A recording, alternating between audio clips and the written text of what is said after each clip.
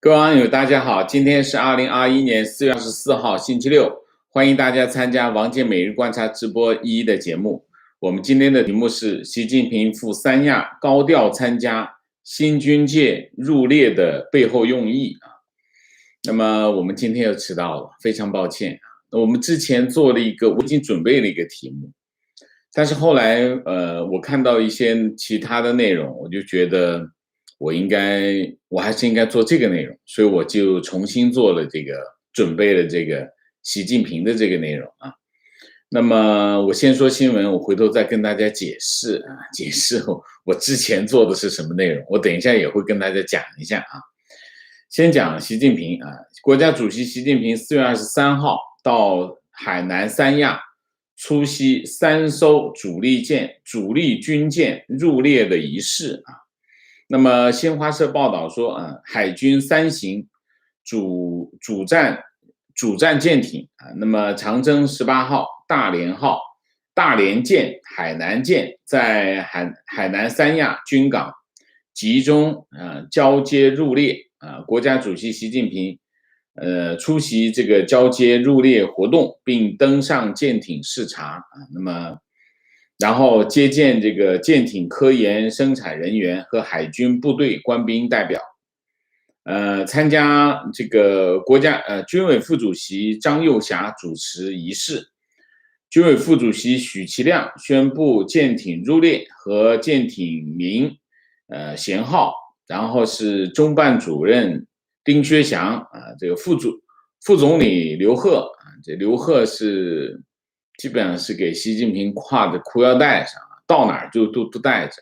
参加这个舰艇入列，他也去，他是个副总理，参加的这不靠谱啊！以及李作成出席仪式啊，那么可见这个习近平是离不开刘鹤呀，离不开丁薛祥可以理解啊，因为他中办主任，副总理离不开有点不可理解啊。中央国家机关、军委机关、海军、海南省以及舰艇科研单位参加了入列仪式啊。那么三亚军港只有一个，就是榆林港啊。榆林港是属于解放军南部战区海军啊，又叫南海舰队啊。位于三亚的东南部啊，它是西起鹿回头角，东指是景母角啊。那么南海舰队的驻地啊，其实它的机关是在哪里？在广东省的湛江。那么这个榆林港是一个面对南中国海的一个大型军港，它里面有什么呢？有潜艇的洞库啊，潜艇它是在山里面就挖了一个洞啊，然后这就可以南海舰队的潜艇可以在没有空中威胁的情况下，这个补给和下潜啊，它就是有洞库啊。然后2015年，这个榆林港建成这个航母基地啊，航母基地可以同时停泊2艘大型的航母啊。那么这3艘军舰叫什么呢？一个叫长征18号艇，长征18号艇呢舷号是421啊，421叫什么呢？这就是战略核潜艇啊，这是个非常重要的武器啊，战略核潜艇啊，今天下水，今天这个入列实际上就是交给军队使用啊，正式交付使用。然后是海南舰的舷号是31啊，31是中国第一艘075型的两栖攻击舰，两栖攻击舰意思有了吧？啊，意思就讲给这个台湾听的啊。那么大连舰舷号是105，是055型驱逐舰啊，都是很大型的舰艇啊。那么为什么习近平要跑到三亚去出席这3艘舰的这个入列仪式呢？4月份发生了2件事啊。第一件事情是什么？第一件事情就是辽宁号航母，航母编队啊，穿过这个宫古海峡进入太平洋啊，那么在台湾东部水域进行训练啊。那么中国海军发言人说，辽宁航母编队在台湾周边海域进行训练，这是根据年度工作计划的安排。那么今后中国海军仍然将按计划常态组织类似的演训活动。然后辽宁舰就在那边活动了一段时间，就发生了一件什么事情呢？发生了这个马斯廷号啊，马斯廷号围观航母这个辽宁舰的这个事件，而且不仅围观，而且美国海军还把这个马斯廷号的这个舰长和副舰长坐在这个舰桥前面翘个脚拍个照片发出来，这是一个认知战，认知战意思就是你看看辽宁舰就这个水平啊，这个对这个其实这张照片对中国海军实力有很大的影响啊，非常大的影响，就这认知战是很厉害的啊。然后同时发生了另外一件事情啊，就是罗斯福号航母战斗群4月4号进入南中国海啊，穿过这个马六甲海峡。那么它在南海活动啊，在南海活动。那么今年2月份就是罗斯福号航母战斗群以及尼米兹号航母战斗群曾经在南中国海进行双航母联合演习啊，2艘航母基本上可以打一场中等级别的这个战争啊，可以打一场中等级别的战争啊。那么，美国海军说，罗斯福号航母战斗群在南中国海将进行海上打击演习、反潜作战、战术协调训练啊。那么，航母战斗群除了罗斯福号航母之外，还包括什么呢？把美军第11舰载机联队，然后是导弹巡洋舰邦山号。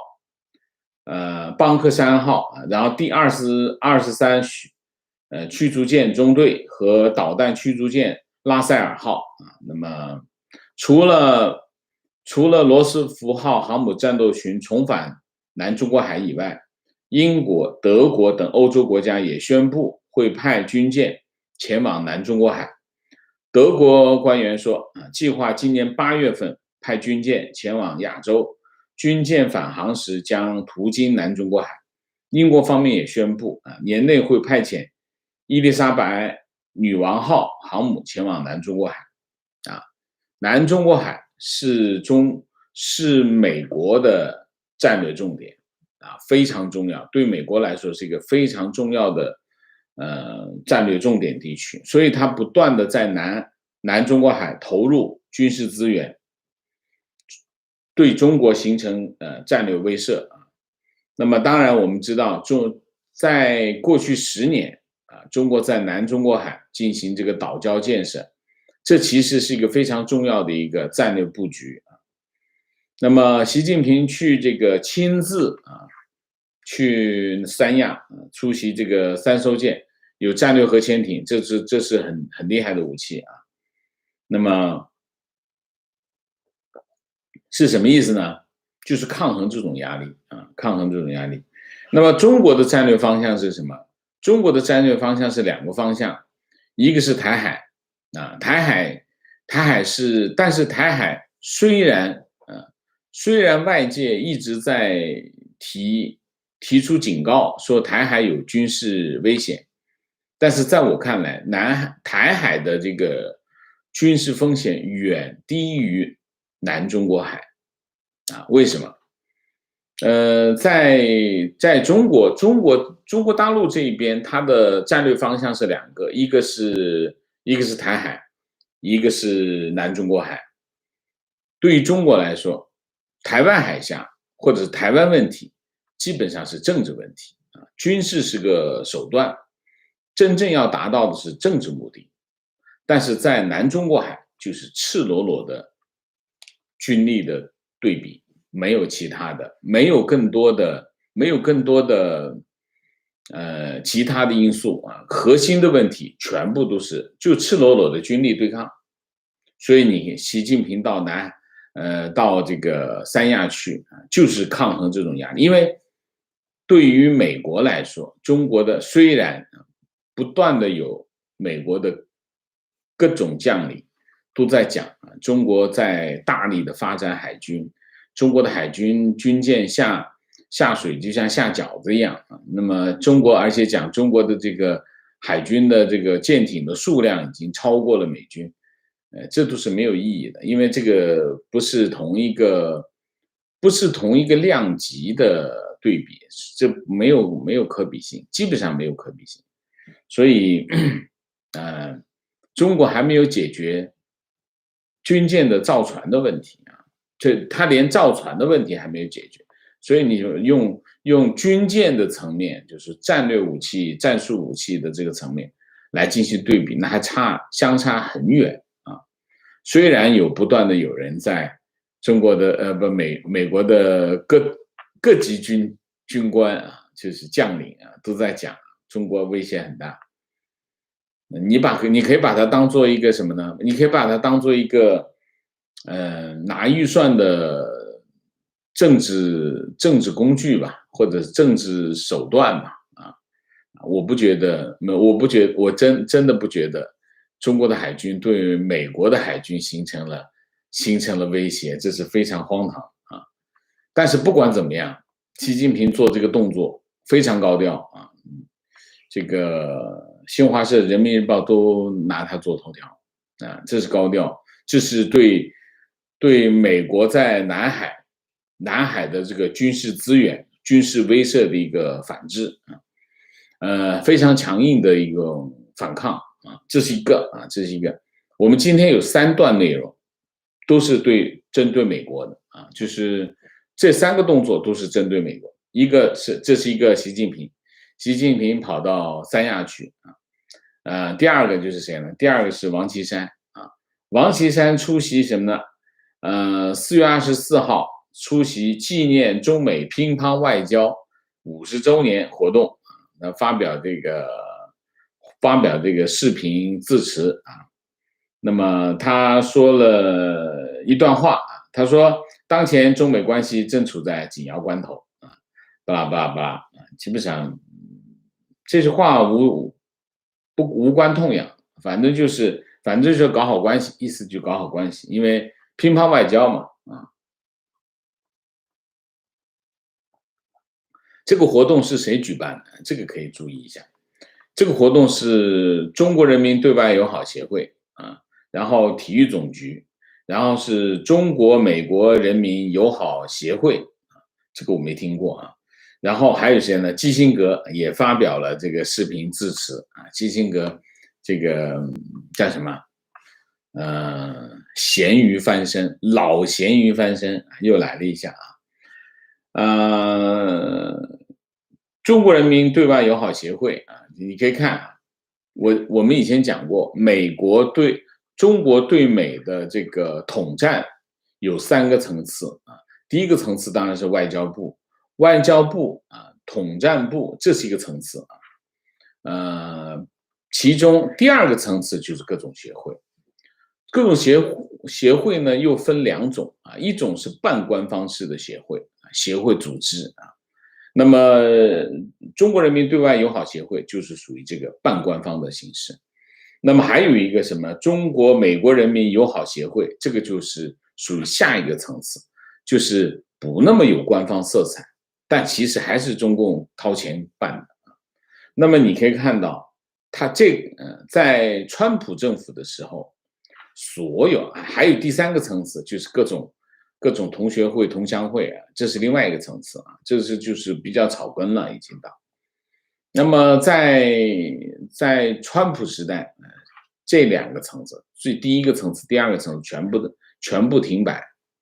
那么你可以看到，通过这次活动，你可以看到，这2个层次又开始活动起来，又开始对美开始做工作了。然后这里面就是王岐山，我们记得王岐山参加那个海南的博鳌亚洲论坛的时候啊，上来就说我是给习主席报墨的。那我们当时讲啊，这个王岐山在向习近平交这个叫什么投名状，公开递交投名状。那么好，交完投名状，这个曝光度就出来了啊，而且新华社把它位置放得挺高的啊，那么曝光度在增加啊，看来这个习近平跟王岐山的关系在缓和啊，你可以看到这件事情，可以看到啊，这是第二个啊，第三个就是王毅23号出席这个美国对外关系委员会啊，这个视频会议啊，那他就说了一段话啊，这段话呢，其实是有一点喊话的味道啊。他这么说，他说最近有一个论调，将中美之争渲染为民主与威权之争，试图以意识形态划线，将世界各国标签化。他说，民主不是可口可乐，美国生产原浆，全世界一个味道。如果地球上只有一种模式、一种文明，这个世界就失去了生机，也没有了活力啊。然后他就提出5个希望啊，讲了一堆这个中美要超越新兴大国和守成大国必将冲突的宿命啊，这基本上是中共在描述啊，这里面讲几点啊。第一个，把中美之间的冲突这个描述为这个叫什么新兴大国和守成大国的冲突啊，这是中共的一个语境设计的一个语境啊。那么我们一直认为啊，中美之间的冲突根本上来说是制度的冲突，或者是说再往上讲就是意识形态的冲突。制度其实再往上追就是意识形态。那么然后中共呢在描述中美的冲突就是新兴大国的冲突跟守成大国的冲突，把它局限在一个利益之争啊。那这样对他比较有利啊，他比较容易主要是比较容易洗脑，方便洗脑。那么王毅把这个民主啊比喻成为可口可乐，这反映了什么？这反映了中共真实的看法。他是真是这么想的。可口可乐是什么？可口可乐是解渴啊，就是一种饮品，可以有可以没有，也可以放到桌上当摆设，大概就是一个这样的东西。中共就是觉得民主是一个这样的东西，他不需要民主，他也没有民主，中国就没有民主，所以他把民主比喻成美国的可口可乐啊，这非常传神的反映了中共对民主的态度啊。民主是什么？民主是空气啊，你没有民主制度，你意味着什么？我们之前讲过，民主不能当饭吃，但是没有民主，饭都没得吃，这就是中国发生的事情啊。那么这是一个，另外一个，地球上只有一种模式，一种文明。地球上当然把政治制度比喻成文明，这完全是没有常识啊。所以，那这是什么？这就是一种舆论战啊！你可以看到今天发生了3件事情，一件事情是什么？一件事情就是习近平去三亚啊，出席3艘舰艇的入列仪式啊，这是非常强硬的这个军事对抗，这是第一个。第二个，这个王岐山开始这个出来啊，交完投名状之后啊，那么这个出来做什么？做工作，做美国人的工作，这个乒乓外交啊，这是笑脸啊，这是一种笑脸。然后这个王毅就出来讲美式民主是可口可乐啊，那么这是一种什么？这是一种意识形态上的攻击，这就是中共的3个典型的对美国的手段非常典型的手段。所以我为什么今天放弃了之前的题目，我觉得这个题目还是比较有意思比较有意思。那么我之前放弃的题目是什么呢？我之前放弃的题目，我在这里也跟大家报告一下其实讲的是华为华为，因为我们昨天讲上海车展上海车展中间发生了一件事情，就是特斯拉有人维权抗议。那么我们这个题目做完之后，老实讲，我有点不高兴为什么不高兴？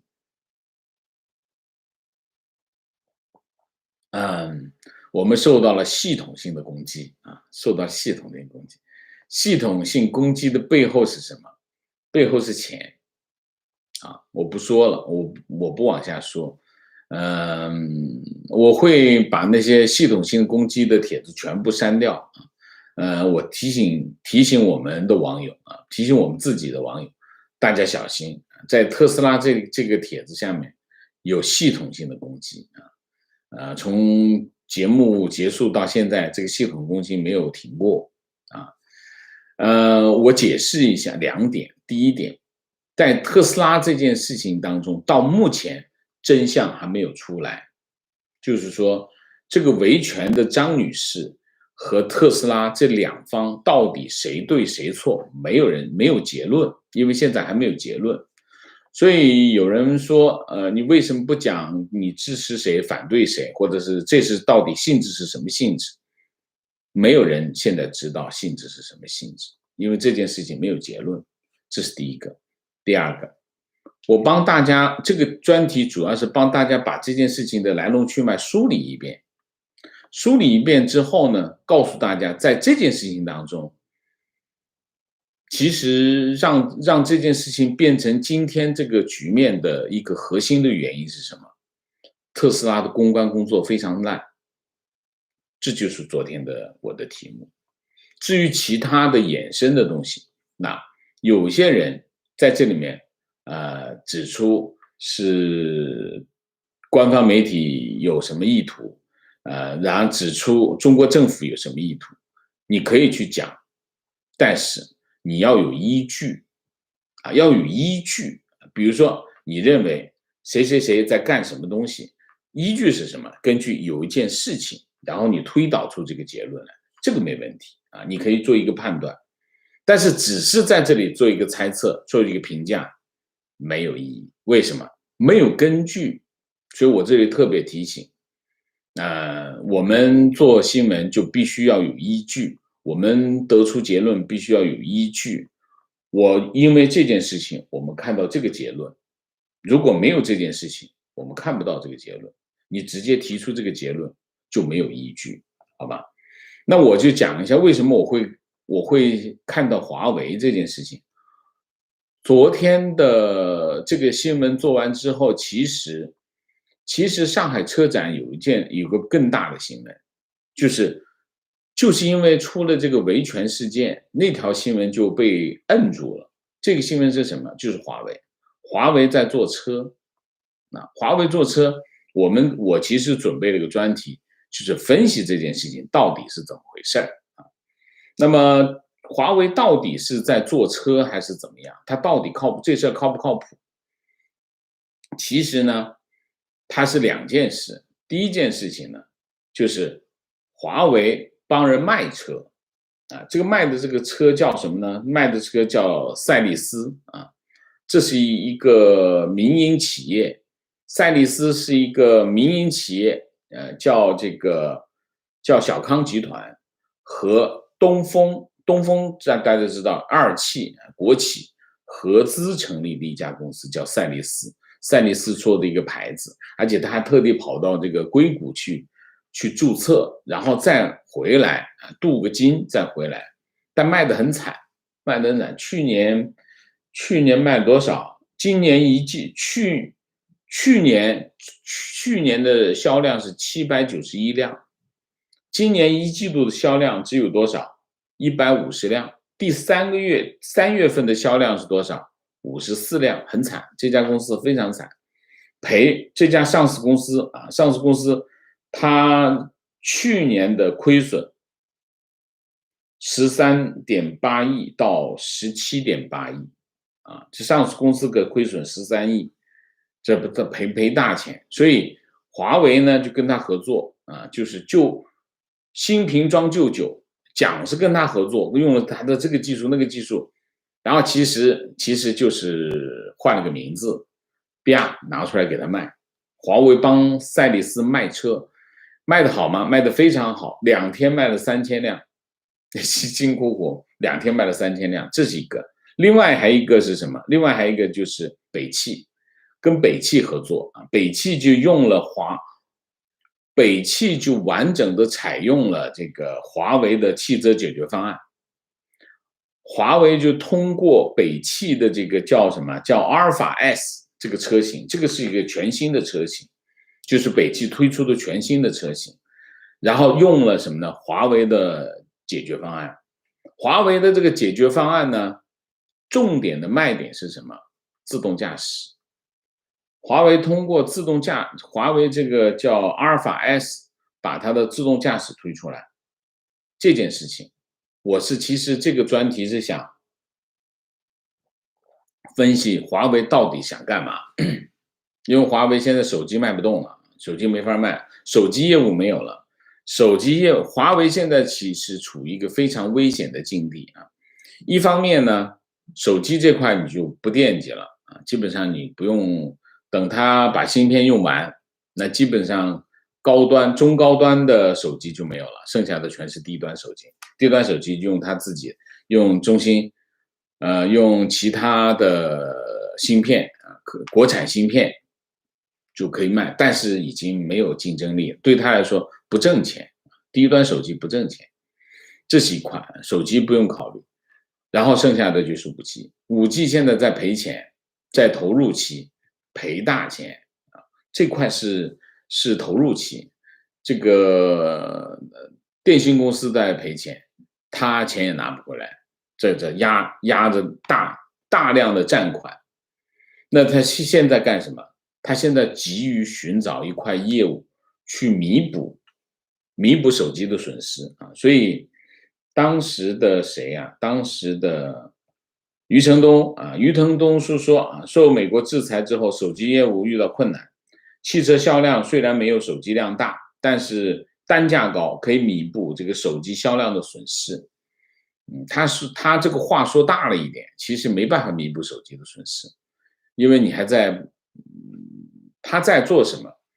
他在做我们叫这个叫赋能，就提高它的性能的这个工作，这是个服务型业务，就是它跟这2个品牌，一个叫阿尔法 S， 就是北汽的阿尔法 S， 一个叫赛力斯，这2个是在中国的汽车市场上非常边缘化的品牌，跟他合作干什么？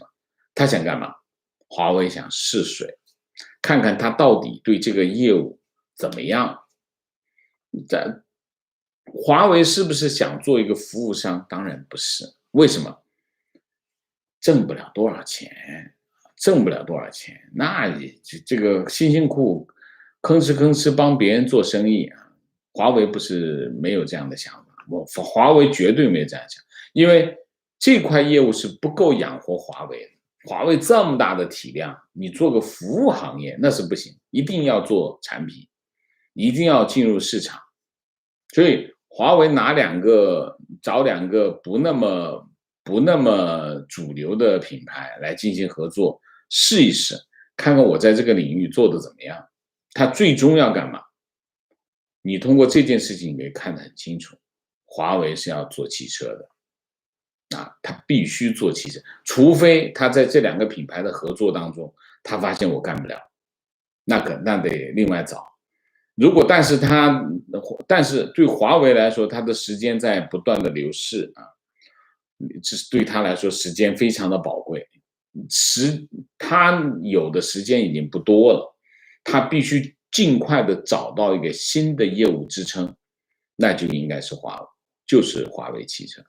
这是我今天准备的一个财经话题啊，所以财经话题，但是我觉得还是刚才的那个习近平王岐山王毅这3个人做3个不同的对美的动作，反映了中国的对美政策的核心的标准动作，就这3个动作，好吧？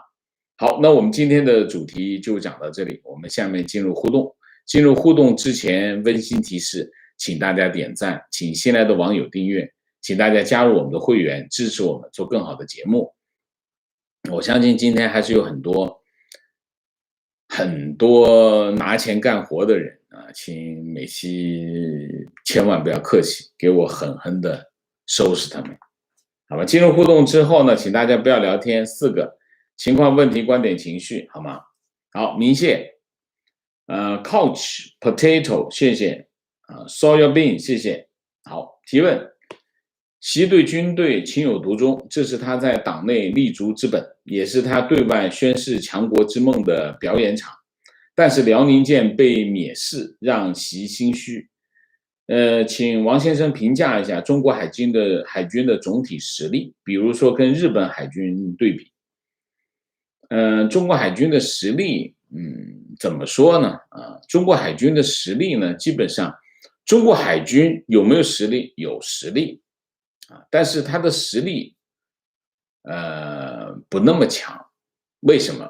因为中国海军还没有解决制舰船的问题，就是怎么造船的问题，它还没解决这个问题没有解决，这个问题没有解决，其实这有点像中国的飞机战机，他们的核心是什么？它有一些核心的问题都没有解决。飞机的核心的问题就是发动机，中国的舰船的军舰的核心问题也是发动机发动机的问题就是没解决。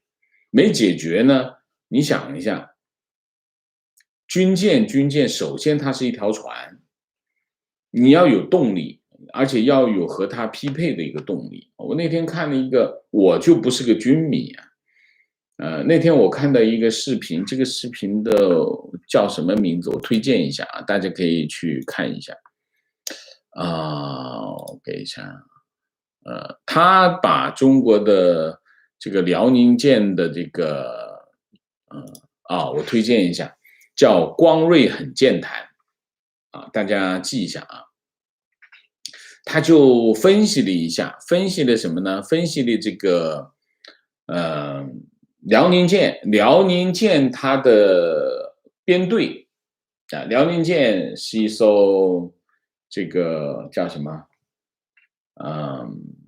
蒸汽机它是个燃气蒸汽机它的缺点是什么呢？它需要很长的时间启动，先把水烧开它才能走，所以它得提前2天开始烧锅炉所以你可以看到这个冒着黑烟就出去了。冒着黑烟是什么？冒着黑烟是燃油的问题，用便宜的油就冒黑烟，用贵一点的油就不冒黑烟，大概就是一件这样的事情。它的最大的缺点是这个。那么它最快是多少？它最快是30节，30节就是它的航速。那么它非常依赖这个30节，为什么？因为它必须产生这个甲板风，它的这个飞机才能飞起来，否则就飞不起来，或者你要减重，要么减油，要么就减武器，就问题所以中国的实力就是大概就是一个这样的水平，就是说它有30节，但是它要飞，它要什么呢？它要很长时间才能启动，然后它要加油加很多的油，要经常加油然后呢，它的护卫舰护卫舰有2个不同的型号大家可以去看它，我就大概的转述一下。一个护卫舰的速度不够追不上它，28节追不上它，那你护卫舰追不上航母，你怎么去护卫呢？还有另外一个舰的问题是什么呢？另外一个舰的问题是耗油量巨大，耗油量巨大呢，你也追不上就是你油耗这么大，你没有办法维持作战的这个需要。所以现在中国的海军这是当然公平的讲，辽宁舰主要的功能还是训练啊，它是个训练的舰啊，它不是打仗的舰啊。那么它没有达到这个打仗的这个级别。然后就是山东舰，山东舰是一个打仗的舰啊，但是不管怎么说，你可以看中国的军舰，就是它还没有解决造船的问题，没有解决造船的问题，所以这就是中国军舰。你可以在上面，我们这个还是那句话，这个中国的舰越造越大，越造越大啊，越造越大，那你动力怎么办？这个水多了加面，面多了加水，结果舰体越做越大，越做越大不是好事啊，容易被打中啊。所以有实力吗？有一定的实力，但是这个实力呢，就怎么说呢？还是那句话，中共做事啊，做正事千疮百孔啊，中国的军舰就是千疮百孔，跟日本海军能比吗？跟日本海军不能比吧？啊，是差得很远嘛。啊，日本是不愿意，就是自己不做，日本是自己不做，日本要做航母，做这些不是分分钟的事。以他的这个造船技术，以他的工业基础来说，中国还是没有解决工业基础的问题啊。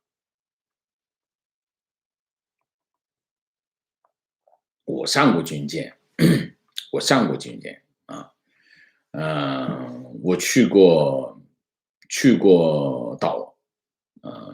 导弹驱逐舰，还蛮大的舰，然后跟他们的舰长，跟他们的叫什么轮机长啊聊天。那个时候我还当记者呢，上完那艘舰之后，就知道中国的海军的水平就是那个水平啊，真的是怎么说呢？那就不要比了啊，不要跟其他的比了，其实真的没法比。中国的部队啊，最厉害的是什么？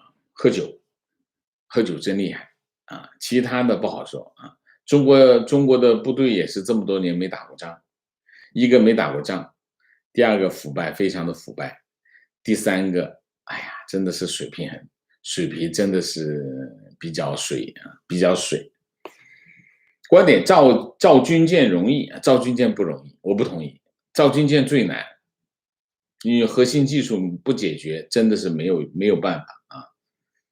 造军舰不容易，但培养水兵就更难啊，水手更难。中国一直是农耕民族为主体，现在就算搞军舰，理念、培训、实战、科技等等，当年日本从甲午海战、日俄海战培养了起码2代海军人才，中共海军还早的呢。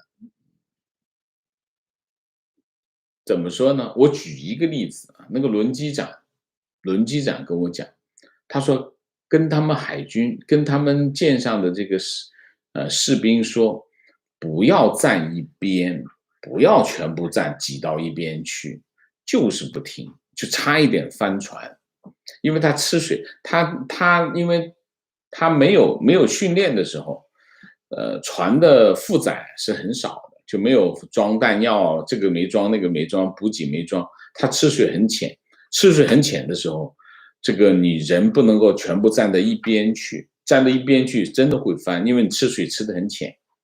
他说这个例子，他就举这个例子，说现在中国的这个水兵哈，很多是旱鸭子啊，旱鸭子没有水上生活的这种概念，这个一放烟花，全部跑到军舰那边去看热闹，一看热闹，这个船差点就翻了。就举这种例子，你就知道中国海军的情况。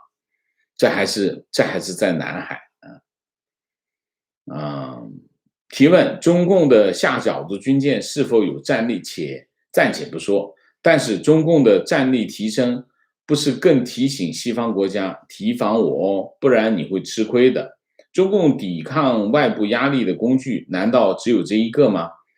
终极的目的又是什么？中共抵抗外部的压力工具只有一个吗？如果你讲军事压力的话，如果对一个国家来说，当你承受一个军事压力的话，你抵抗这个压力的话，理论上来说，最重要、最根本的手段就是军事手段，没有其他的手段。你就别人要攻击你，武装攻击你，你只能用武装反击，你没有其他。你说啊，你举标语、举口号没有用，所以这个问题终极目的是什么？终极的目的就是进行制衡啊，进行对抗啊。习近平其实习近平他的做派其实很清楚，两条，第一条，红旗插遍全球，这一条是不忘初心，这一条是他一上来到现在就没有变过的东西，这是第一条。第二条，底线意识不能退，就是永远不退。他在任何一条战线，你可以看到，在任何一条战线他都不退。我觉得习近平在党内得到支持，这是其中一个原因啊，他这个原因这一点，他会得到党内的支持，同时党内的支持又会强化他在这一点上的立场啊。观点 ：CCP 的海军也是人民战争的方式，在小船上装上机关枪就上，用量取胜。看看菲律宾对出的那一排排假渔船。也只能欺负小国，但一旦对上真正有实力的，还得缩起来啊。那个武装民兵那是耍赖，老实讲，为什么？因为是这样，如果他是渔船，你军舰到那里去，你不能对他开战，因为他不是军舰，他不是武装啊。那么如果你是军舰，我派军舰可以对付你啊，你可以互相对抗。你搞个武装民兵算什么？那我就不知道他是不是军舰、军事组织，所以这个动作其实是很中共，就是非常中共的这种耍赖手段。像以前有本书叫《超限战》，超限战是什么？超限战就是臭不要脸的打仗方式啊，就是其实一个文明国家发生战争也应该有交战规则的。交战规则是什么？交战规则就是你是战斗人员，你就得像一个战斗人员。然后呢，我跟你打仗的时候，我知道哦，这是平民，我不可以打，我只能打武装人员，只能打交战人员。所以双方有什么呢？有交战规则。那么超限战是什么？超限战就是臭不要脸的、不遵守交战规则的战争方式，这就非常的中共。你刚才讲的这个武装民兵就是这种臭不要脸的模式，就是野蛮。其实讲到底就是野蛮。文明是什么？文明就是建立规则，然后大家遵守规则。就算我打仗，我们打起仗来，我们都要讲规则。我要对你宣战，我要讲清楚我打仗的理由是什么。然后打仗要有规则，不能够轰炸，不能轰炸医院。医院的顶部要有个 H 这个标志，或者直接就把它建成一个 H 形状，告诉大家这是医院，你轰炸不要轰炸医院，不能轰炸什么历史文物、历史建筑不能轰炸。所以实际上这都是交战规则里面讲的规则，就是这些东西啊。观点：中国就算是山东号，也比不上即将搭载 F-35的日本准航母加贺号。日本海军目前被美国解除限制之后，马上就能够将出云级直升机航母改装成搭载 F-35的航母。中国吹那么多牛，日本一恢复海军计划就揭穿了，那没办法。你想一下嘛，二战的时候，日本有多少艘航母？那是多少年前？别人已经建了那么大的航母舰队啊，好，这个你现在才建2艘，这个叫什么？这个不靠谱的航母出来，一艘还是把别人航母的壳子拿来改建，刚刚建的是以这个为蓝本建的另外一艘航母，你想想，这个差别不是一个世代级的差别。中间有 N 代的差别，所以日本真的要去建航母，跟你组建他的新的海军，建航母，建这些东西，那日本太有经验，太有储备了，好吗？你想一下，日本当年把这个美国的太平洋舰队打的那个落花流水，对吗？所以你想想是什么情况？观点在台海，中国拿出很多先进武器，比如歼16、055大驱、辽宁航母等，就是拿不出压舱底的歼20，因为歼20是不能拿出来，一旦被对面雷达找到，报出时间点、经纬度，就一切牛皮都穿帮了。我昨天看一个视频讲中国抄美国的战机，两个相机往那一放，长得一模一样啊，感觉啊。观点：华为如果贴个标签就能卖车，说明市场已经进入到萝卜盖个爱国章就能卖人身价的市场。2天卖3000架，说明什么？说明这个华为的渠道是很强的，华为的渠道非常的强，华为砸大钱建渠道。那么这个飞机，这个汽车是放到它的旗舰店里去卖啊，卖了3000台，说明华为的渠道力量很强。那我还是那句话，你想一下，渠道很强的渠道，靠的是什么？靠的是钱啊。那你有这么强的渠道，你现在手机没有业务了，这个渠道主要是他在卖手机，现在卖汽车，那你的渠道是干什么？当然要卖一个你的主力产品，当然为你自己主力，你不能帮别人卖车，那只是来试试市场的反应而已啊。华为的市场能力强吗？华为的市场能力非常强，这野蛮生长就是野蛮生长啊。就没别的。情绪，中共的超限战就是用中国人民的血肉之躯做成盾牌和堡垒。美国想要先炸死所有的人质。这个想法就是萨达姆的想法嘛，对吧？但是你别忘了，美军当时用的是什么？叫聪明弹啊，打什么？打那栋这栋建筑物是吧？好，打这栋建筑物什么地方？左下角。好，左下角哪个地方？左下角那个厕所啊，左下角那个厕所是吧？好，从哪个窗户进？左窗户进，上面最右边的那块玻璃进，就这么进去，那就是聪明弹。所以拿这个人民的生命做这个盾牌，其实也不靠谱啊。情绪，同意王老师对海军的观点。本人北海舰队当兵，当时在部队吃喝嫖赌，偷老百姓的水果，平时不来领导，不训练，根本打不了仗。最搞笑的是有的兵听到枪声都尿裤子。对呀，北海舰队还不如南海舰队了，你想是不是？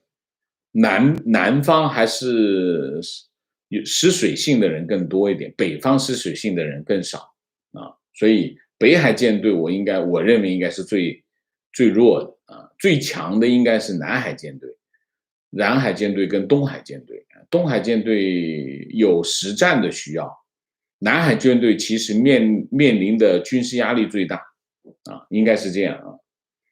情况，我的同学早年在成都军区工作，有一次他去南京陆军指挥学院进修，来上海找我吃饭，期间提到这次进修让他错过了军区招新兵的肥差，损失巨大。这位同学目前复员到政府任职，去了就开始忙着安排道路和绿化工程，我实在受不了，不来往。就是这样，这就是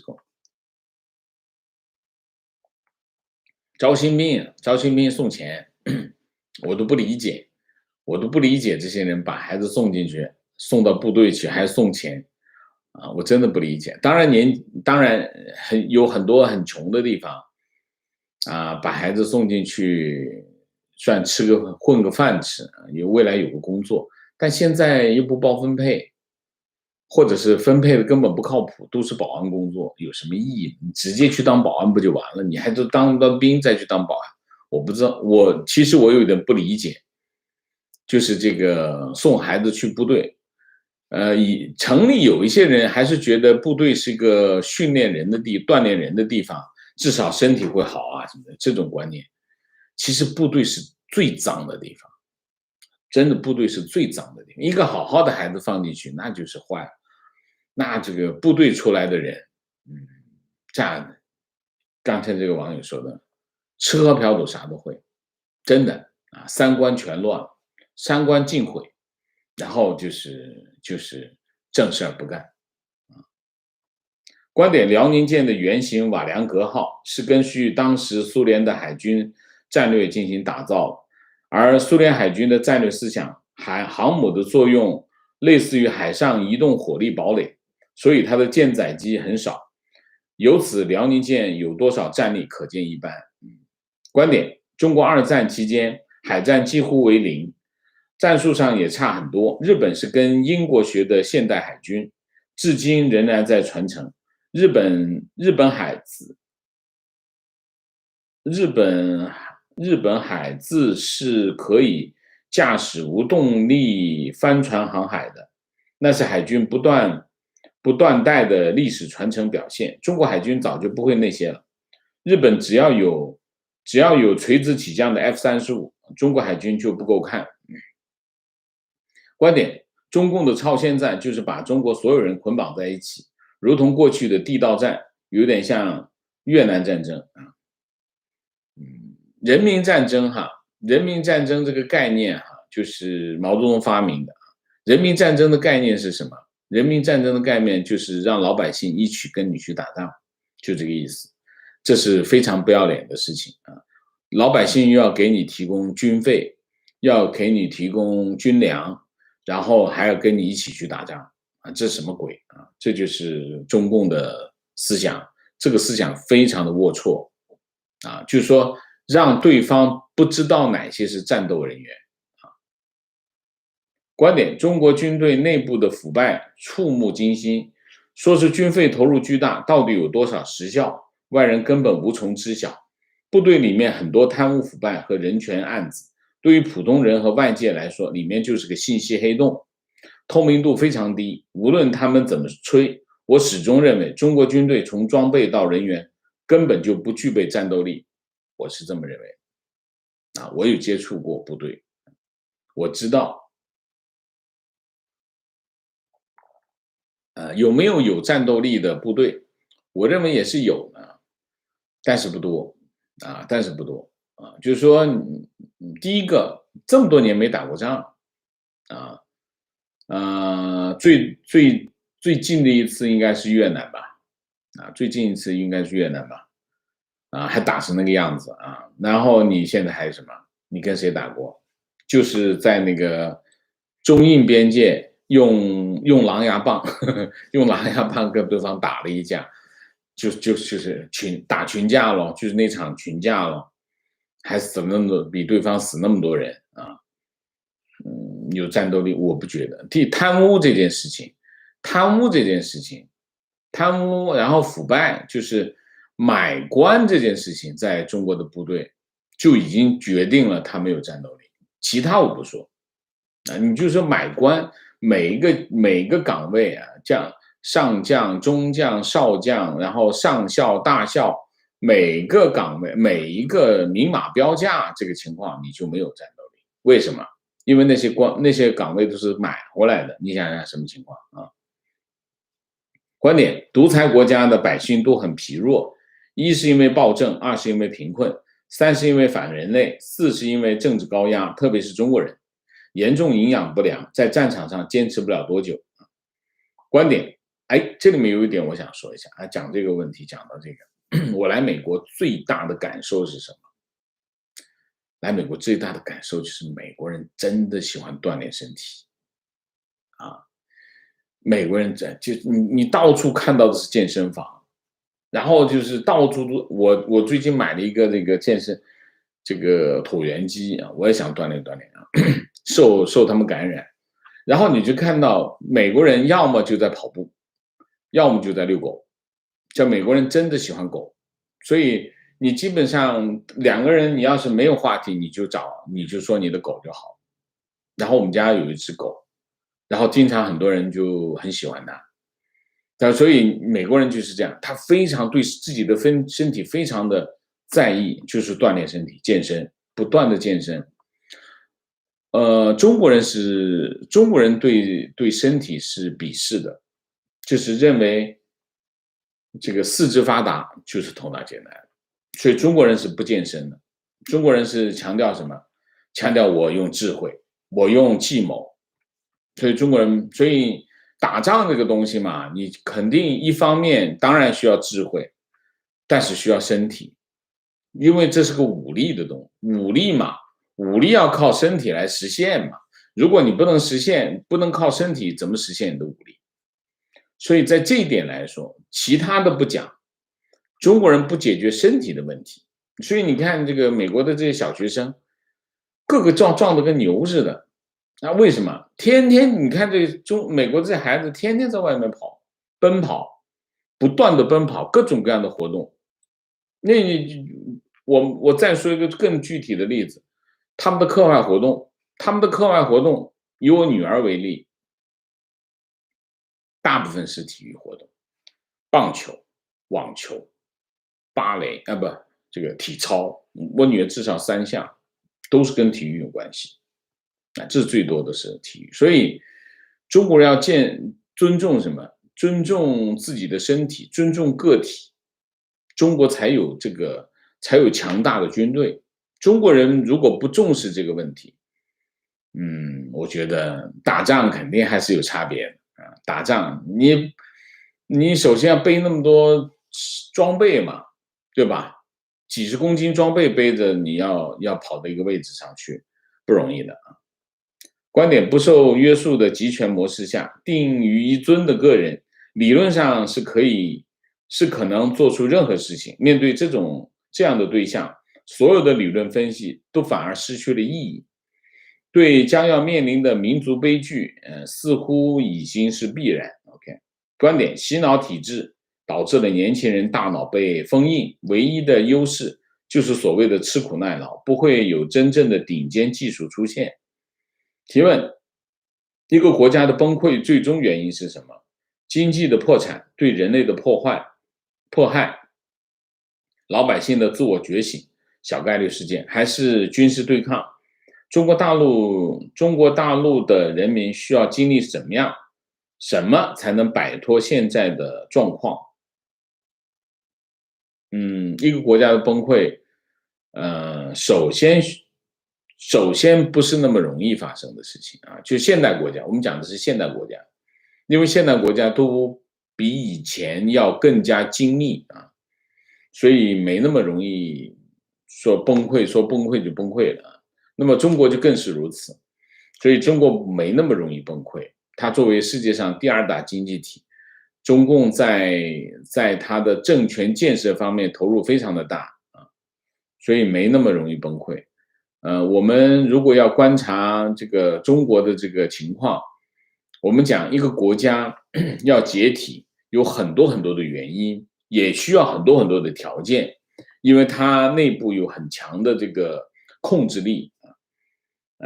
我们不可能做到这里用一句话就概括出来，这是不行。我们观察最多的就是苏联，但除了苏联以外，其实中国跟苏联的区别还是很大，就情况是不太一样的。虽然都是这个集权专制统治，但是模式还是不一样。没办法一句话概括，好吗？一个国家的消亡，一个国家的解体，它是一个过程，不是一天发生的啊。情况：辽宁舰在南海抛锚了，4天在海南岛基本不动，后面的3艘美军把辽宁舰围住，中国派了4到5件军舰驱离不了，美国军舰靠得很近，所以拍了那个照片。日本的护卫舰也过去了，离得很近，围观辽宁舰抛锚。美国也拍了照片。OK， 情况：我舅舅儿子从小骄纵，少年就吃喝嫖赌，他老爸觉得把他推向社会有点早，但是养家游手好闲总不如送去当兵，至少可以远离狐朋狗友。随意花钱送去参军了。后来去浦东当武警，在新兵训练时被虐待，手臂被打骨折，提前回家。花钱进部队就是洗脑的成果。观点：花钱当兵对有关系的人很值得，到部队度2年，复员后家里靠关系可以敲开正式工的大门，可以到政府机关、垄断国企等各种体制内有编制的工作，成为正式工，而不是临时合同工。当兵对没有权势的人含金量很少。如果有关系，不用当兵也可以吧？你说呢？这个我还是不理解啊。因为现在其实退伍之后，政府已经不包分配了啊，不包分配的话，你正式编制哪来呢？你说呢？现在退伍军人最核心、最主要的出路是干什么？当保安，你愿意吗？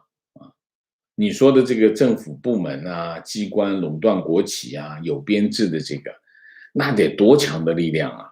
如果你有那么强的力量，你用得着去当兵吗？不用当兵啊，对吧？你说呢？情况最近上面下通知了，也布置了任务，就是沪宁同志指示的王沪宁现在安排了很多新人加入到对王老师您这样的海外知名网主播进行网络监视，对违规翻墙人员进行跟踪，是政治任务。OK， 提问：非常喜欢王老师的节目，也喜欢听王老师关于韩国的讲解。请问王老师，现在这个国际环境下，韩国政坛会有什么大动作吗？明年韩国大选就要开始，是不是亲美的右派会改变韩国的政治走向？现在东亚的局势之下，韩国总统访美之后，韩国的海军有没有可能加强跟美军的合作，进而介入台海局势？我不觉得韩国的军队会介入台海局势，因为它跟日本不一样，日本跟它是不同的，这是2个不同级别的国家，所以美国跟日本的合作对整个东亚的局势有决定性的影响。韩国的军队呢，更多的还是自保，所以以自保为前提去讨论韩国的政治方向，这是第一个。第二个，风向整个的亚洲的这个风向已经变了，所以韩国必然会变。我不觉得韩国的政治家们没有看到，所以明年的韩国大选取决于2条。第一条，文在寅他的未来的选择是什么？这个很重要啊。文在寅现在5月份访美其实就一件事情，把美国对韩国的要求落实下来，就是站队，你得站过来。那当然，韩国也得跟美国提条件，我站过来可以啊，你怎么保护我？你怎么给我？你看三星跑到美国去开厂，说明什么？说明韩国是知道的，就是美国的政治意愿没办法违背，他必须跟美国站一边，不站一边你怎么弄？韩国对美军的依赖比日本对美军的依赖要大10000倍，好吗？对吧？所以这个问题没有什么，其实对韩国来说，它只是怎么去把这个动作做得更隐蔽一点，更不得罪中共，只是这个而已，没有更多的，它没有更多的选项。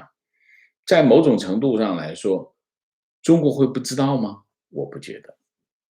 就算是，那现在最麻烦的一点是，对韩国来说最麻烦的是什么？就算你不投靠美国，中国都会觉得你投靠他们，你信不信？一定是这样，因为你想一下，对韩国来说，他没有选择，因为他北边是个神经病，神经病随时就会，你要是跟后面的老大搞翻了，那神经病随时拿根棍子冲进来怎么办？你靠谁？所以这个问题没什么好讨论，就是没什么对韩国来说，我觉得没有什么，我这个问题其实跟台湾的处境是一样的，台湾的处境是一样的，有些台湾有些幻想，有什么好幻想？你想一下，那是个神经病，他随时会拿个棒子冲进来，他想哪天想到这一出就来。你有什么好幻想？没什么好幻想，你必须找个大佬靠住啊。就是台湾一样的，你就是在第一线，你就是在第一线，你就在最前线、最前沿。韩国也是在最前沿，没有什么选择。你在最前沿，你说你该做什么？对台湾来说没什么好说的，备战呢，还有什么说的？对韩国来说也没有什么选择，找大佬啊，找个打得赢的人跟他站在一起。你不打得赢他的人站在一起，你自己又打不赢怎么办？所以这个问题其实韩国也罢，台湾也罢都没有选项。美国招呼你就跟着，这个配合，尽量的配合，把动作做完美一点，把动作做的有技术含量一点，是这个。所以明年的韩国的大选一定会反映这件事情的趋势，不会是别的。如果韩国在这个问题上都找不着北，他怎么活到现在？你说说。情况坐标演习地点的小村子，昨天海事来1+1+的口头通知，不可以下海，没有任何文件。我们这里是热门的旅游地点，好多客人提前退房走了。观点坐标甘肃小县城，反映一个关于医保的问题。我母亲刚住院出来，原来农村合作医疗报70%的费用，今年只能报50%多了啊！医疗保险的收费却涨，而且治疗费本身也涨，医生还不给开药，让出院自己花钱去买。之前都不知道，出院交费才知道。问了其他病人，全都如此。算下来，基本上住院都得自己花钱。全国的医保危机很明显。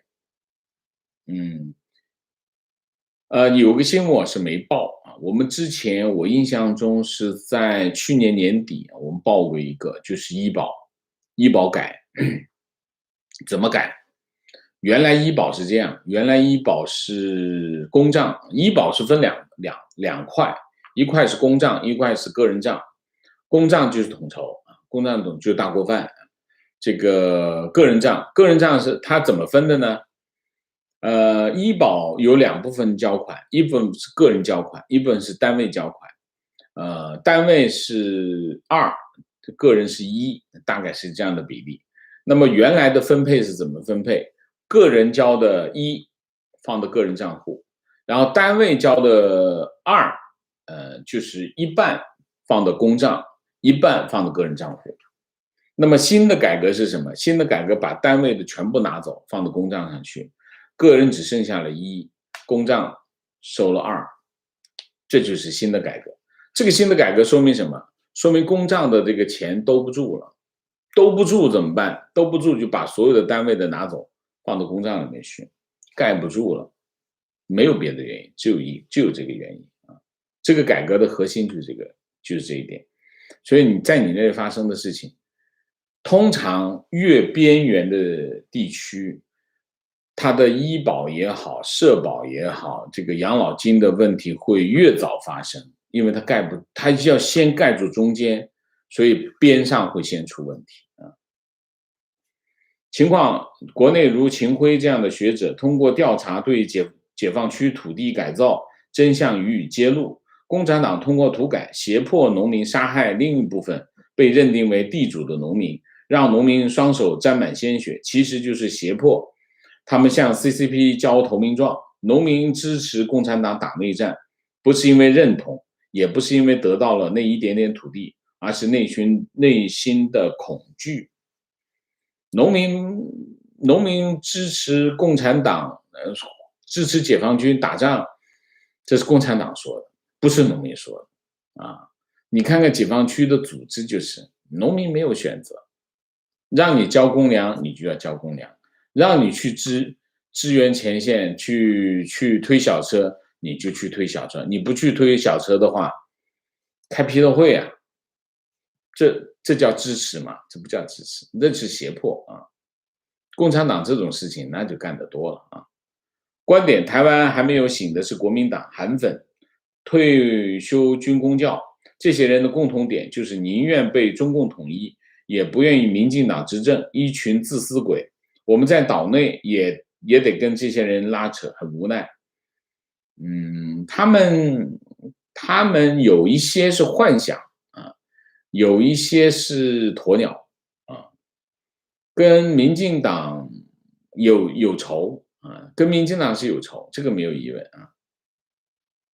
情况最近在台湾政论节目上听到小院高墙、斗而不破等王先生常提到的名词，王先生的分析观点成了台湾名嘴的材料，给您点赞，好，谢谢，好，明谢二师兄，谢谢啊，米卡卡，谢谢，杨林红，谢谢 Elina 马，谢谢 Richard 胡，谢谢姥姥王，谢谢王先生对中共姿态分析的精辟到位。特斯拉中国事件时间会给出更多的答案，非常正确，谢谢姥姥王。好，我们今天的节目就到这里，感谢大家的参与，我们下个节目再见。再见之前，请大家点赞，请新来的网友订阅，请大家加入我们的会员，支持我们做更好的节目，做更好的自己，谢谢大家，谢谢。